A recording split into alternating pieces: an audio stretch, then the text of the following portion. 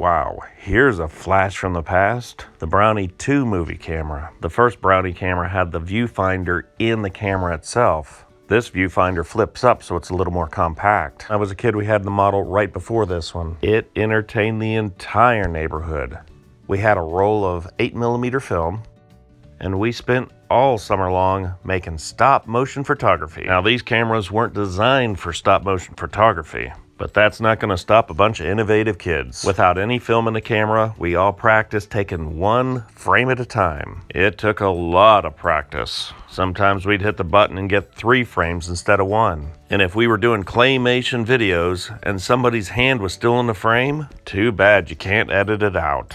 Now, when you develop the film, it gets cut down to 8mm, but right now it's 16mm.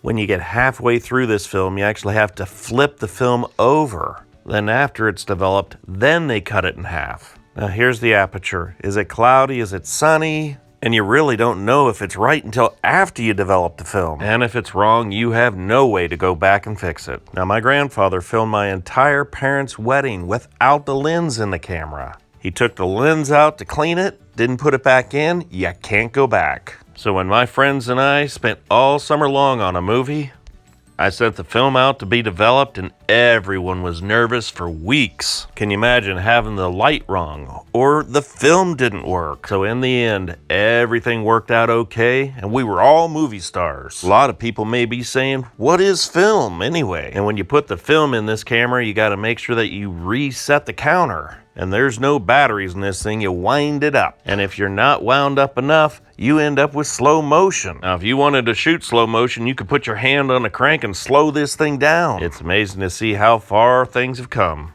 At the time when these were out, this was magic. We'd use a camera like this to do stop motion photography while building a model car. Then we'd put a firecracker inside the model car. Then we'd film live action as the firecracker dismantled the car. We'd draw straws to see who was going to be the cameraman on that one. The cameraman was equipped with a sleeping bag for protection. You'd hold that sleeping bag around you, and when the firecracker went off, you'd end up jerking the camera. All we got was a picture of the tripod tipping over, and we got pictures of the grass. And you can't fix that. I'd say when we took this video, this would have been one of the very first viral videos ever. That film went around from house to house to house on every projector. That film we made, the entire neighborhood made. And when that tripod went over and all we did was take pictures of grass, everybody laughed.